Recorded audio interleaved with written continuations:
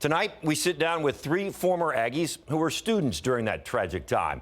That moment still vivid in their memories, as are the emotions that are still stirred at this time every year. I woke up that morning and I looked at the TV. It was still on for some reason. I had a friend that lived at the university tower, and she heard all the ambulances. The stack was collapsed, and initially my thought was, oh man, how are they going to rebuild this thing in a few days? Not thinking that this was a tragedy. As the hours passed and word spread, that tragedy became more and more apparent and real.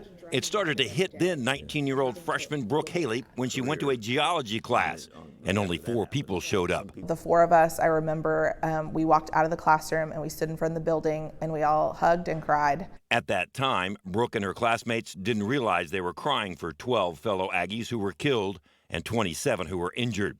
It took hours for news to make it across campus. You could tell that this was a tragedy. One of those who lost his life was San Antonio native Brian McLean.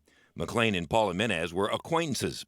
When Paul eventually saw the names of those who were missing right after the collapse, the enormity of the tragedy hit home, literally. We agreed that we would, see each other on campus around or whatever, and then literally the next time I saw his name was on that list. For then sophomore Wade Amon, one of the lasting memories is the reaction from fellow students and even the football team. Seeing the Aggie family get to work and helping out not only the people who had passed on the stack, but there were still people they were trying to get off or to get out of there, and everybody was trying to do their best to get the logs pulled off. Brooke even joined other students on the front lines to help out. That evening I went out to the site and they had tables and stuff set up, and so I was making peanut butter and jelly sandwiches and just anything that we could do just to help all the people that were out there moving logs. Even as the years have passed, the emotions have never waned.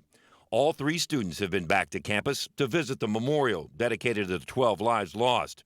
It took several years before Paul could make that trip. And I remember I just stood there and was just bawling, looking at it. And then I went and I read every single person's memorial there. And when I went to Brian's, I think that's when I lost it the most. Really beautiful memorial, and it hits you in the heart, when you see these people were just trying to be, college kids. David Sears, KSAT 12 News.